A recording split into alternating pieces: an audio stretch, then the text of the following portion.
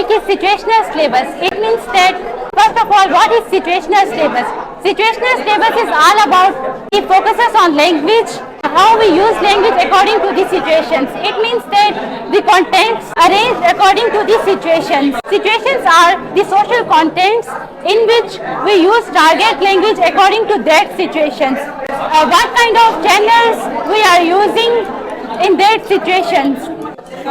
So there are the different technologies of situation. Here is number one is grammatical focus, in which this level we focus on the grammatical focus, that type of sentence, which type of sentence structure should be used in the situational syllabus. Number two is the pronunciation focus, in which we know that which type of sentence, which type of vocabulary should be used in the situational syllabus. Pronunciation focus, we focus on the language, that which type of language, how should be language delivered to the person who is listening our language.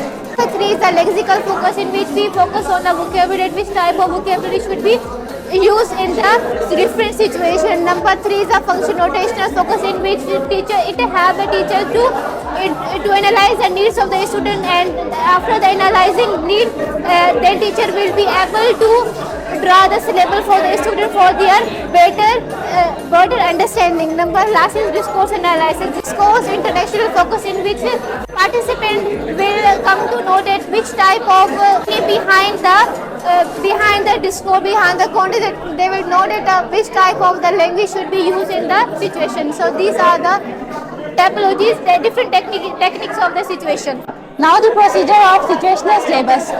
First, an initial stage of listing situation. It means that a teacher or learner is supposed to analyze the probable linguistic situations. The what type of situations we need in which we can use the target language.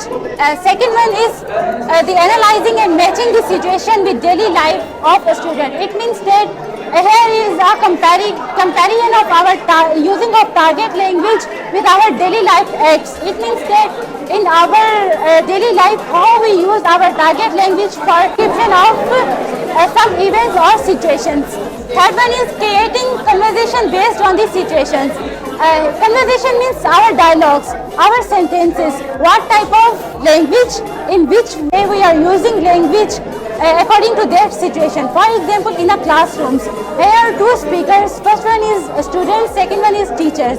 So here we will use a official language. Official language means we will use the proper words for our learning of our target language.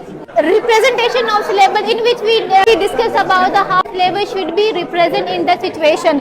So number one is the dialogue. Dialogue is the most familiar representation of the syllabus, in which we focus on the different types of listening activities. It involves passive listening, active listening, and the memorization. Number two is a role play. Role play, it is a kind of activity that is useful in the classroom between the teacher and the student, and how the teacher is giving the some tasks to the student, how the students are fulfilling their tasks on the activity base.